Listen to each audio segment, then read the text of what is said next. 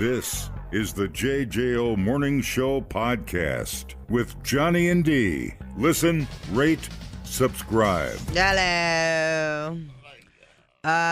Is it Batavia, Illinois?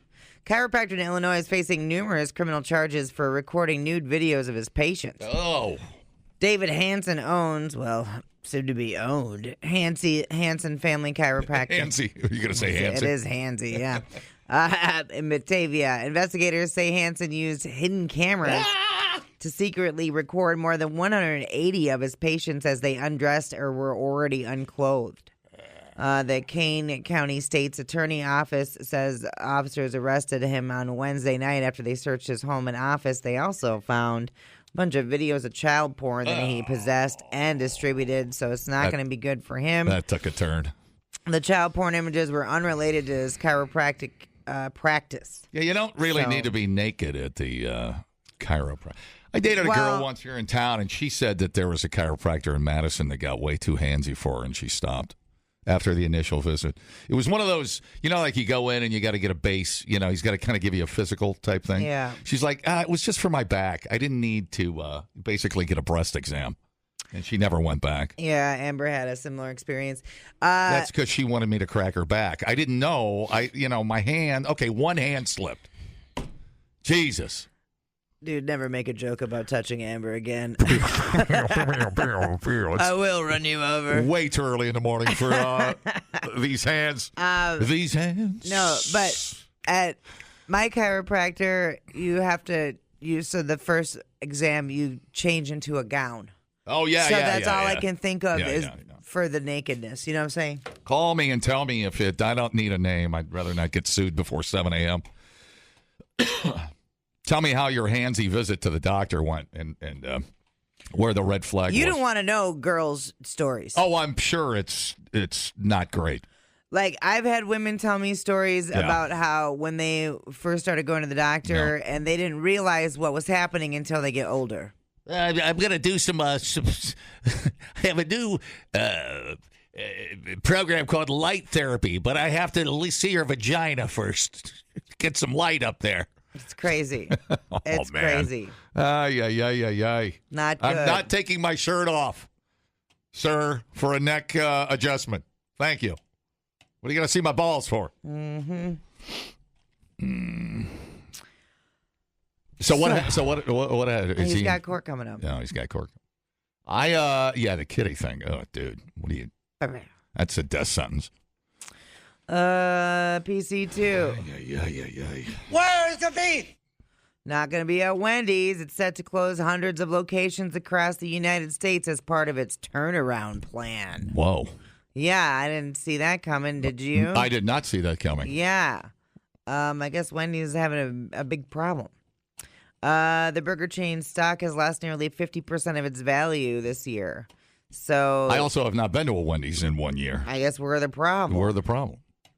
Yeah, currently operating without a permanent CEO after its previous leader abruptly left after just a year and a half on the job. Oh, wow. Confusing mix of promotions hurt sales last quarter. We're not happy with our sales performance. That's what Ken Cook said. He's the CFO and the interim CEO. The fast food industry is in a slump, and Wendy's isn't immune. Chief rivals McDonald's and BK also reported sluggish sales earlier this year as consumers come back on spending. Prices kept going up too. Yeah. On that stuff. So they are closing a bunch of stores. Interesting. Yeah.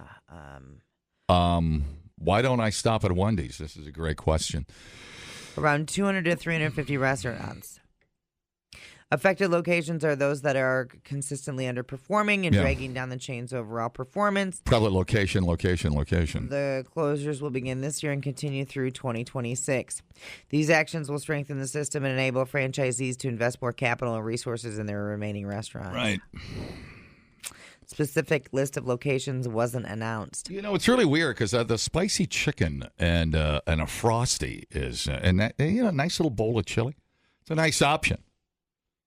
The chili's legit. But, there's such a thing as kind of like the new kid on the block. Like that. We've been going to that, what's that soup kitchen over there on the east side?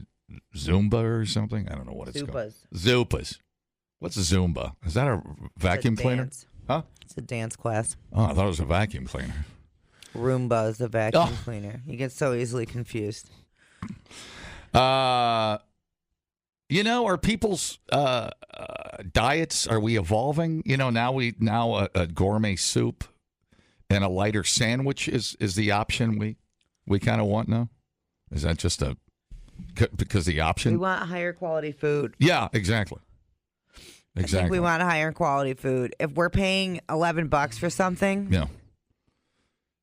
I mean, when you're too poor to go to Wendy's, I mean, here we are. What's the next option? I don't know. Fried bologna, I guess. I mean, we got one right around the corner. Why don't I stop at Wendy's? Because I'm on the way to Burger King. I don't know.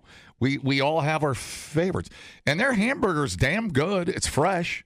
I will tell you. I will make a bold statement that the vegetables they use on their hamburgers are probably some of the freshest in the business. Right. They're not limp. It looks like the advertisement. Never. I don't go. I just don't go. I'm trying to give you 3 good reasons why I don't go to Wendy's. I'm trying to help them. I'm trying to firm up their soft sales. Yeah. It's right around the corner. I'm trying to eat less overall. I mean, we're always trying to adjust and lie to ourselves about eating better. But the cost is always, so it seems like a fast food is a $13 to $15 adventure these days. 100%. Yeah. I'm not doing it. Yeah, it's a lot of money. There's a certain place in town where a cup of coffee and the breakfast sandwich is almost $9. It's what stops me every time. And I look at it and I just laugh and I don't pull the trigger. Whenever I think about how much it's going to be, I just drive my ass home. It's like that's too much gas in my car. Right. I drive my ass home and I make myself something to eat there. There's not value in that for me. Right. I mean, if you want to call it a value or a V meal, whatever you want to do. But that's not value to me. No, because before it was you're saving time. Yeah. And it's not a lot of money. It's not that it's not good. It's terrific. So but I can't. I'll sacrifice my time now because the money's too much. Right. Does that make sense? Right. So I'll run home, make something quick, and then go about whatever I was doing. That makes sense. Didn't they sell to another fast food conglomerate, whatever, investment firm, whatever it was? So I don't know. You know what they do? They try to cut corners and raise prices. I know. Mm-hmm. That seems to be because they're trying to milk their investment back. But and then I thought they got bought out. I might be wrong. Mm-hmm. Yeah, I don't know. And then you shrink the company, and then they shrink and raise prices until it's profitable. It's an alarming business model. It generally doesn't work. Yeah. So and we see through their bull crap. I mean, almost 300 stores about ready to close, so that's a lot. Yeah, that's incredible. That's amazing. Yeah. Alrighty. They still have the ice cream. You still get a Frosty up your up your schnoz there. The Frosties are dynamite, by the way. Without a doubt. I'm trying to eat less Frosties in my life. Yeah. See, I'm on this high blood pressure pill, so I'm trying to get off my high blood pressure pill because I've made mistakes along the way, and I'm trying to rectify everything before they rectify my rectal. Dumbing down your smartphone. One podcast at a time. Listen, rate, and subscribe to the JJO Morning Show podcast. Get up with Johnny and D. JJO. Yeah. All right. So the Rock and Roll Hall of Fame induction was Saturday night. Bad Company, The White Stripes, Outkast, Cyndi Lauper, Soundgarden were officially inducted, right? Cyndi Lauper held a moment of silence during her performance to honor the gays. Yes, girl. The who? The gays. Who is that? A band or just gays? First of all, we're not just gays. We're fabulous. I knew that. Don't make me say it. She was also joined by Avril Lavigne, Salt and Pepper. Salt and Pepper. Jill.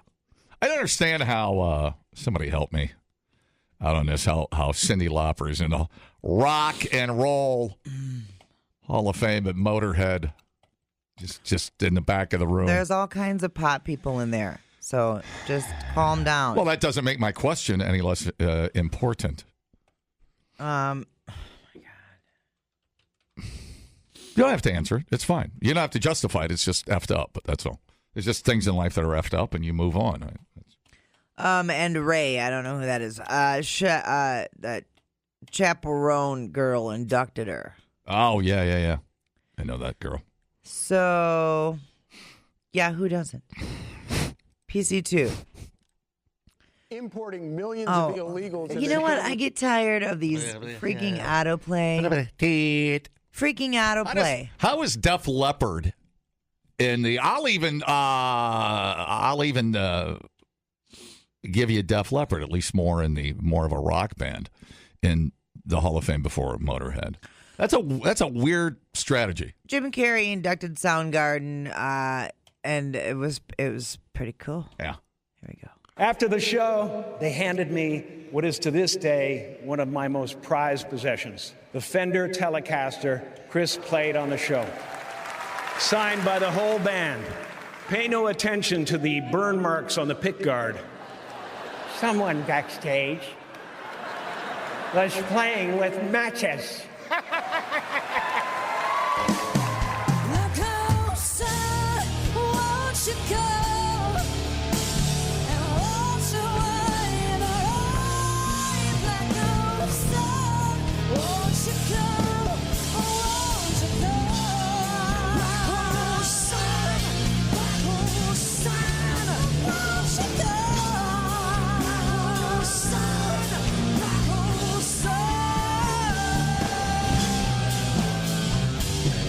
So Brandy Carlisle and Taylor Momsen did the vocals on that. That was cool. That was pretty cool. I love that. So Paul Rogers of Bad Company, he couldn't be there.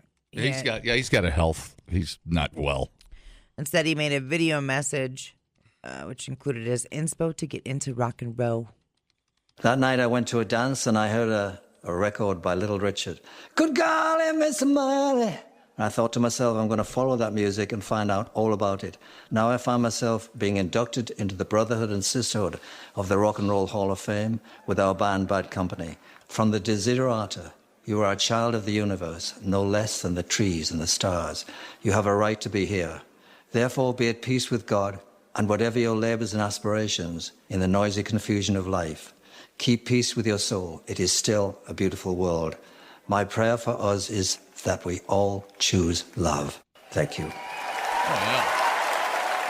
That's cool. That's a great speech. Here's Cindy.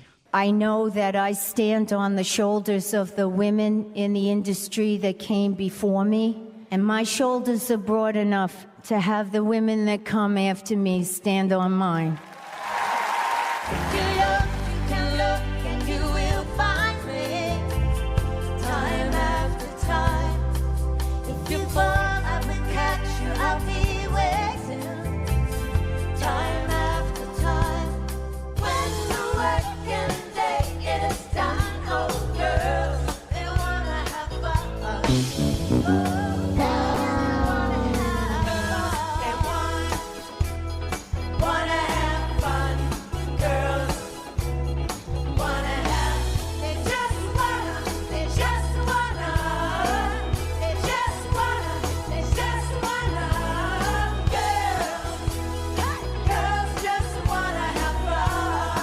Why you hate on Cyndi Lauper so Can't bad. Believe you're doing that on purpose, but that's all right. Cyndi Lauper, Iron Maiden. I don't know. You decide. Anyways, I don't know why Iron Maiden's not in, but here's Cyndi Lauper. I don't know why you got to target her. It's not her fault Iron Maiden isn't in the Rock and Roll Hall of Fame. Well, she could have turned it down in honor of Iron Maiden. God, you're dumb. Salt and Pepper also got inducted. They were joined by another famous female group.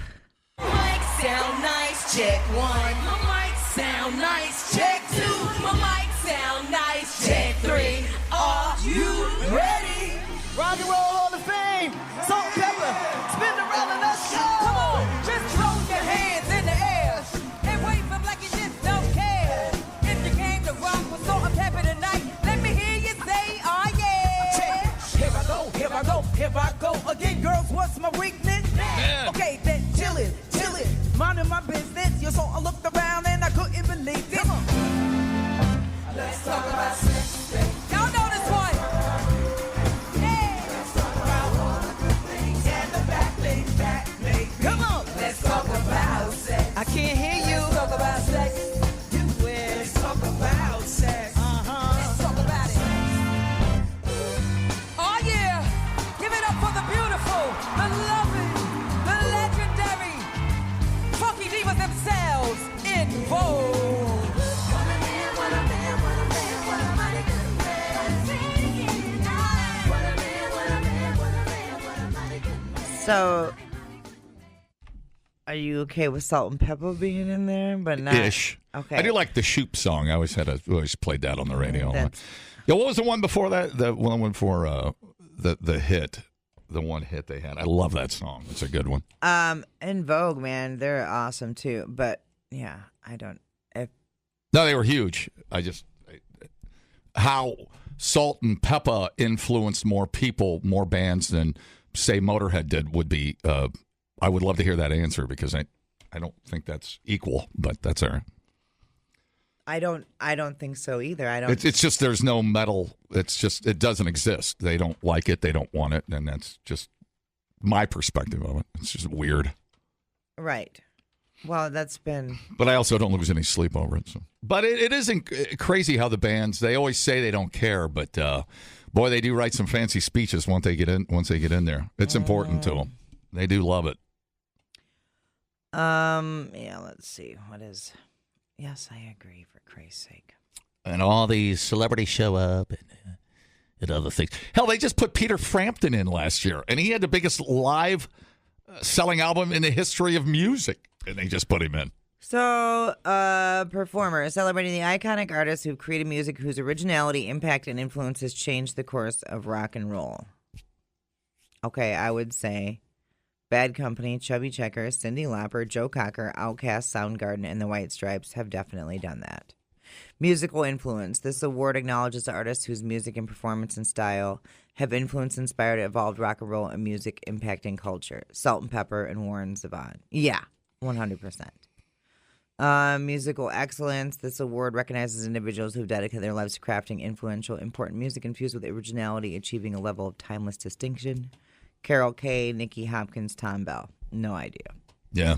Popularity contest. But I mean, those other, you can't deny that those other artists changed the course and they were original and they had influence.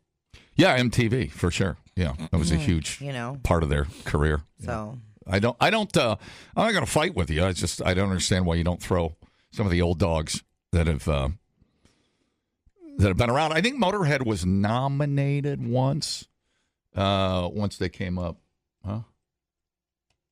So anyways, we got that going for us. Cyndi Lauper's in. Thank God I can sleep tonight. She just didn't influence my life. I don't know what the thing was. Did she influence you? Yeah, 100%. How did she influence you?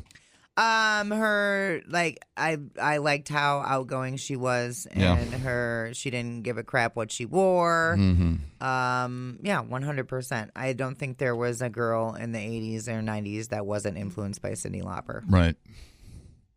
Yeah. Yeah, I mean, her timing couldn't have been better with Big Lou Albano and MTV and all the things. Boy, she hit it. It was perfect timing. That's for damn sure. She was fun and energetic. Yeah. That's for sure. I mean, she did. She did kind of in her own right. I guess she did definitely do her own thing. I will give you that. She was one of one. I will give you that. That feels right. And I think I think that's part of the consideration. Yeah. All right. Anyway, that's that. Oh, jeez. We're never happy. No, you got to get we're never happy with it. So is Foreigner in? I have no idea. They're in. I think they got it. Was it last year, the year before? Thank God. Feels like it was recently. Well, they deserve it. I still haven't been there. I'll go. It's nuts. It's so fun. Replay today the JJO Morning Show podcast. Get up with Johnny and D. JJO. Oh, jeez.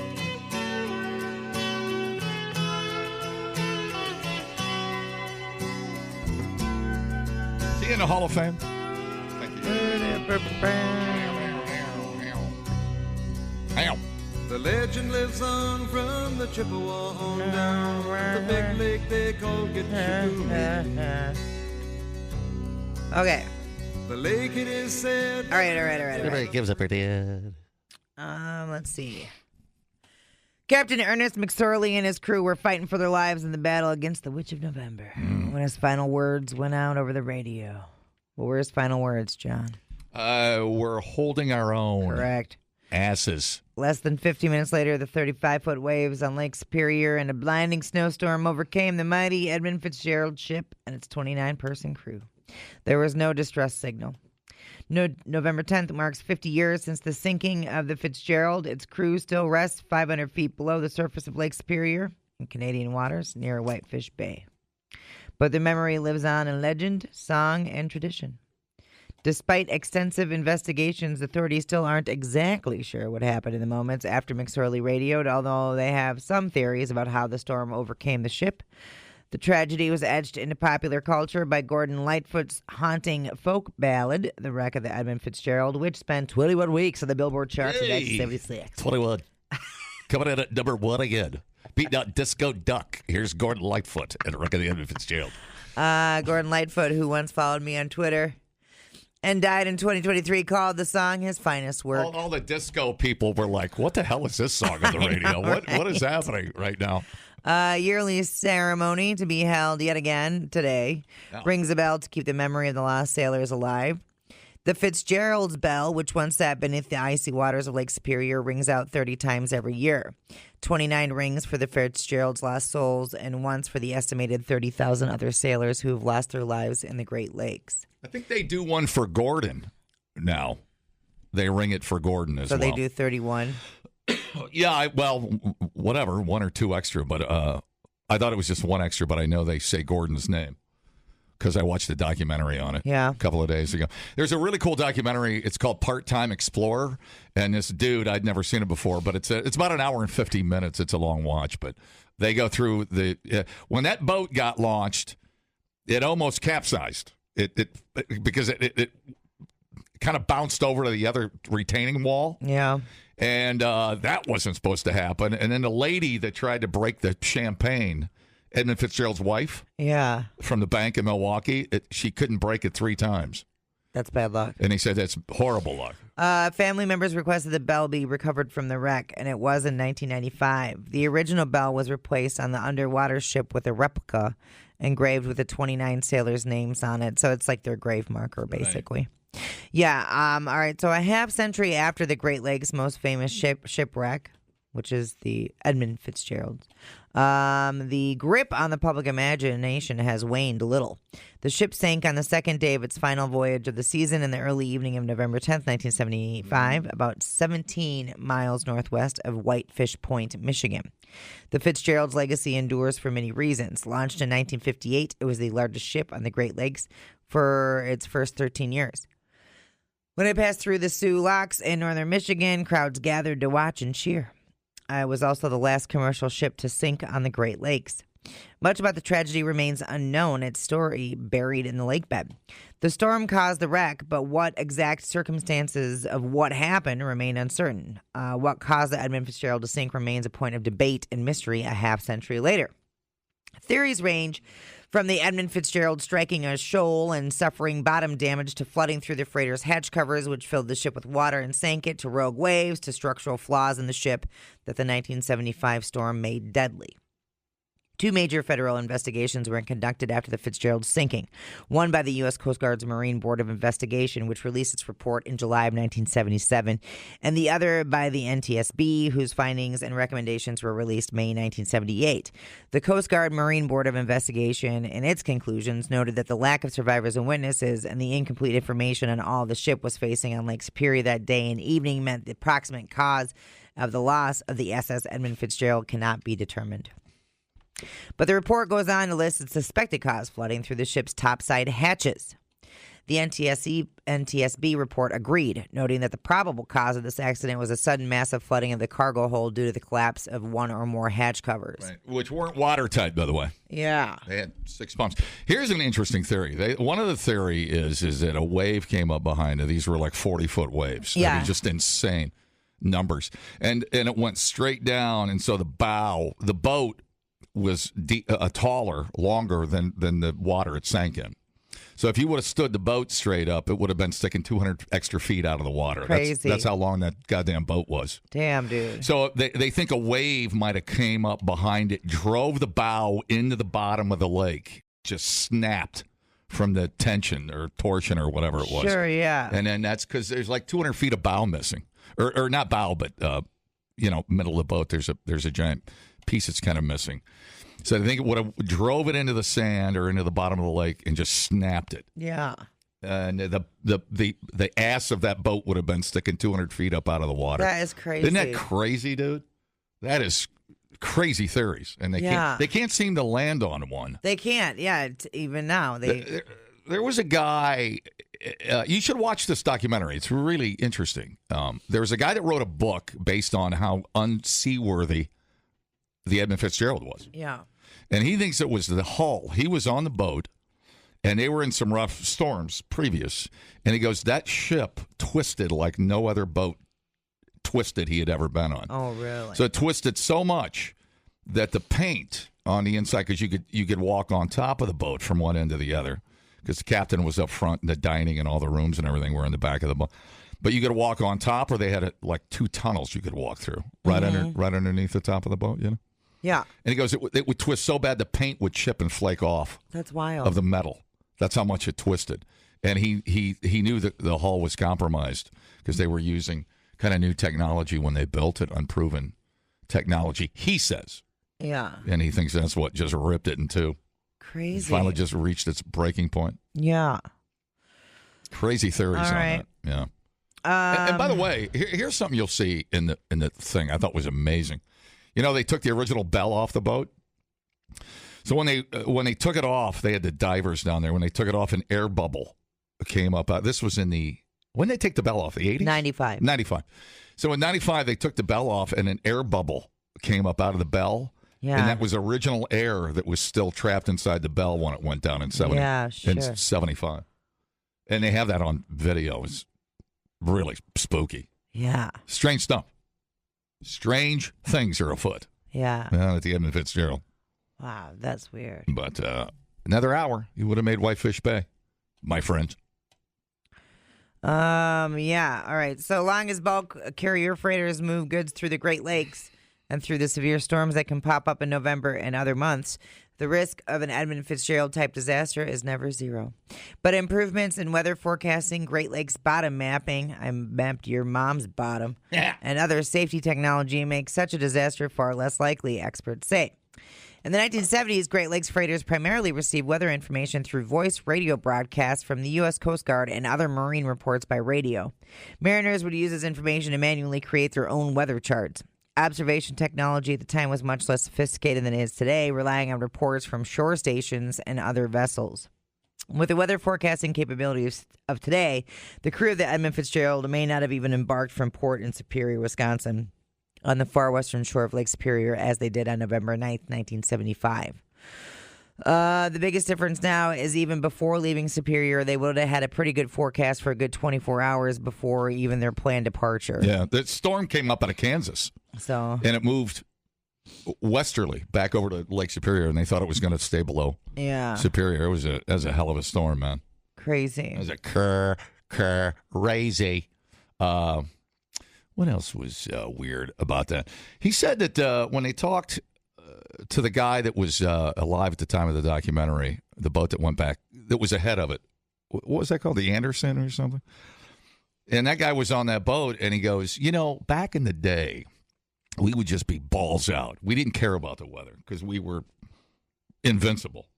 So they just go out and chop through the stuff, Yeah. It didn't care because they thought they were, unsinkable. And he goes, that all changed when the Eddy Fitzgerald went down. Yeah. He goes, now we drop anchor and just sit on our ass and wait for the storm to blow over. Sure. He goes, that was the end of that. That took that whole mindset kind of went away, Yeah. So and there you go. Not a wreck since. I guess you have to get government permission now to get down to the Eddy Fitzgerald.